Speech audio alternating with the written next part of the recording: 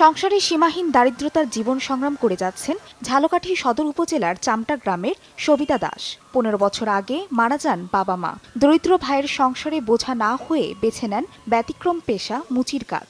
গত ৮ বছর ধরে স্থানীয় নবগ্রাম হাটের ফুটপাতে বসে পুরাতন জুতা স্যান্ডেল সেলাই করে জীবিকা নির্বাহ করছেন ২৫ বছর বয়সী এতি মেনারি। টাকা পয়সা নাই, অর্থ সম্পদ নাই, মা বাবা নাই, ছায়া দেওয়ার মতো কেউ ছিল না। তার জন্য আমার এই কাজটা করিয়া খাইতে হইতেছে। তো কাজ করলে যার যায় না, সম্মান যায় না। কাজ করে যদি খায় মানুষ, তাহলে মানুষকে সবাই ভালোবাসে। যার যার পেটের দিকে সে এসে চায়। আমরা কর্ম করে খাই, আমার ননদের জুতা সেলাই করে খাই, কারণ পেটের দায়। টাকা পয়সার জন্য আমরা কিছুই করতে পারতেছি না। আমরা খুবই অভাবে আছি, সবাই খুব কষ্টে আছি।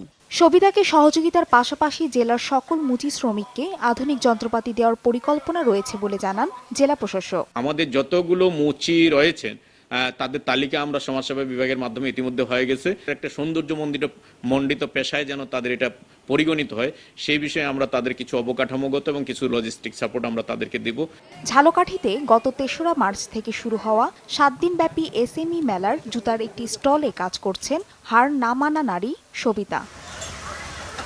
সময় সংবাদ, ঝালকাঠি।